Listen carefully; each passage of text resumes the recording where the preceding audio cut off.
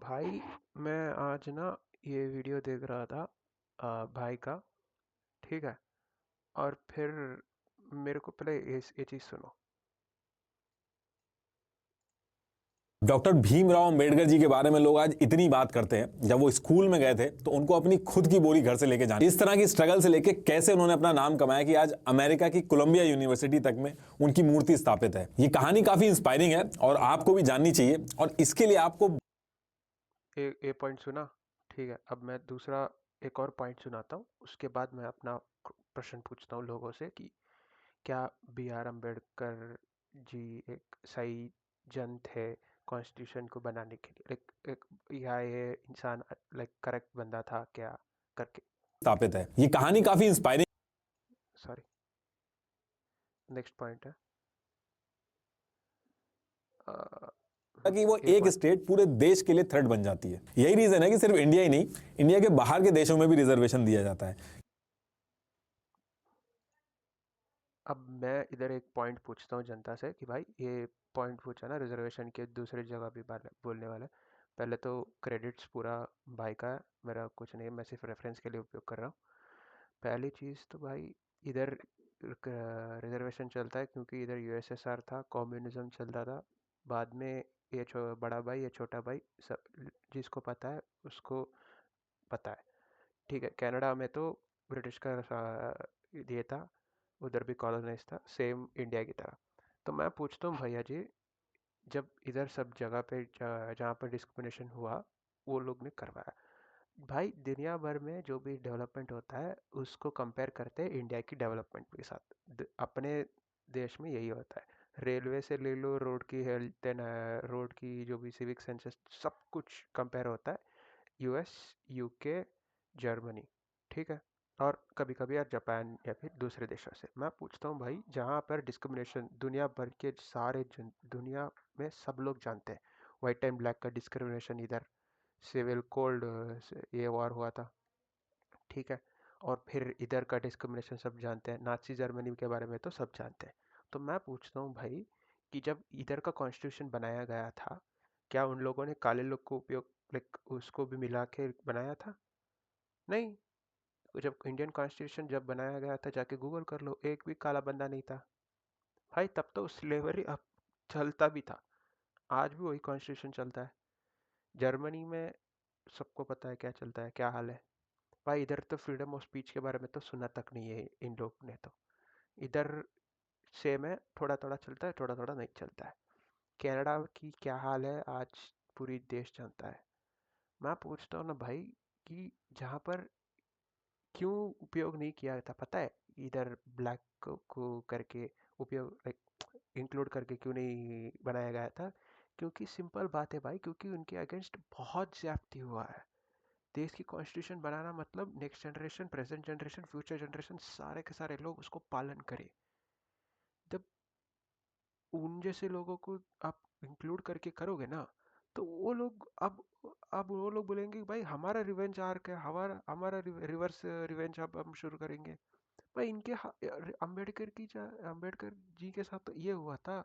सुनो स्कूल में गए थे तो उनको अपनी खुद की बोरी घर से लेके भाई, ये था उनकी स्थिति। मैं ये नहीं बोल रहा हूँ कि ये XYZ, मैं बोल रहा हूँ भाई ये रैशनली कैसे सोच सकता है एक बंदा, इतना उसके साथ हो चुका है तो। अब बिना रैशनैलिटी के लोग को तुम लोगों ने सीधा कॉन्स्टिट्यूशन में मिला दिया। कोलंबिया में आज भी बनाए करके लोग बोलते हैं, भाई कोलंबिया में थोड़ी ना इनने कॉन्स्टिट्यूशन बनाया है, इधर बनाया है। भाई हमें हमें क्यों इनकी पालन करना है? मेरा सवाल यही है। आज भी देश में सब लोग को पता है कि रिजर्वेशन एक ऐसा वोट बैंक बन चुका है कि जो भी बंदा आता है बोलता है कि मैं इस कम्युनिटी को इतना दूंगा, उस कम्युनिटी को इतना दूंगा। ब्रॉड डे लाइट बाटा सिस्टम चल रहा है भाई। एक हाथ से वोट दो, एक हाथ से मैं तुम्हें फ्री भी दूंगा, फ्री भी चुतियापा दूंगा, या फिर मैं वो ये दूंगा, रिजर्वेशन दूंगा। क्यों हमारी देश में इन सब का फिर उत्तर आंसर क्या है? क्या इसको कोई समझ यही नहीं है क्या? आंसर ही नहीं है क्या? है ना आंसर, क्यों नहीं है? दो चीज कर सकते हो। पहला, तुम आईक्यू टेस्ट करवाना है एक बंदे का कि भाई हाँ इस बंदे को एक इसकी आवश्यकता है रिजर्वेशन की करके। दूसरा, भाई जैसे एक पुलिस का जो पासपोर्ट का वेरिफिकेशन के लिए घर आके आपसे थोड़ा थोड़ा मिलजुल के आपकी थोड़ी ऊपर नीचे सब कुछ बात करके जाते हैं, उसी की तरह इसको भी करो। एक बंदा आके रिजर्वेशन के लिए अप्लाई करेगा, उसके लिए आईक्यू टेस्ट होगा, फिर पुलिस आके आपकी घर, आपकी जो भी XYZ आपकी जगह पे रह रहे हो उस सबका छानबीन मानेंगे। फिर देखेंगे कि हाँ भाई आपकी आवश्यकता है, आपको आवश्यकता नहीं है, हो गया। सिंपल सी बात है भाई। उस तरीके से करोगे तो हम भी मान जाते हैं यार। अब आप सिंपली कैस्ट करेंगे, हम नेक्स्ट लाएंगे वो जाति ये प्रजाति। भाई ये क्या हो रहा है यार?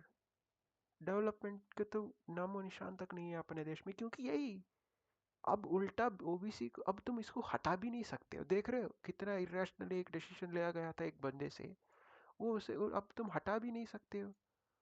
भाई कैसे कैसे हटाओगे तुम इस डिसीजन को? Being as a OBC SC ST who is enjoying future, who is enjoying the life, अब वो थोड़ी ना बंदा एक डेमोक्रेटिकली उसको एलेक्ट करेगा जो रिजर्वेशन हटाएगा। नहीं। अब सीधा एक ही बात बचा है कि भाई रेवोल्यूशन लाओ। भाई रेवोल्यूशन का एक मुद्दा एक बार उस दरवाजा खोल लिया ना, बहुत भसड़ हो सकती है। सेक्युलर कंट्री में रेवोल्यूशन इज इम्पॉसिबल ऑलमोस्ट। तो भाई ये कैसे देख रहे हो? उधर ही एक एग्जाम्पल है कि भाई एक बंदा एक रैशनली सोच ही नहीं सकता है, उसको क्यों क्यों इन जैसों को कॉन्स्टिट्यूशन की जो भी XYZ कम्युनिटी था उसमें क्यों इंट्रोड्यूस करवाया गया था? ना हमें पता है ना आपको पता है, बस कॉन्स्टिट्यूशन का पालन करो। क्या ये रैशनली थिंक कर पाते थे? किसे पता भाई, इनके साथ तो ये ज्यादती हुआ था ना, कहाँ गया वो? हाँ ये की बोरी घर से लेके जानी, इस तरह की स्ट्रगल भोरी लेके मतलब मैं पूछ रहा हूँ कि भाई उतना ज्यादती हो सकता है किसी के साथ, तो फिर भैया जी वो ये इंसान कभी भी सही से नहीं सोच पाएगा। आप मेरे से पूछोगे तो मैं खुद बोलूंगा भाई मेरे को अभी पावर आ गया, अब हम करेंगे रिवेंज।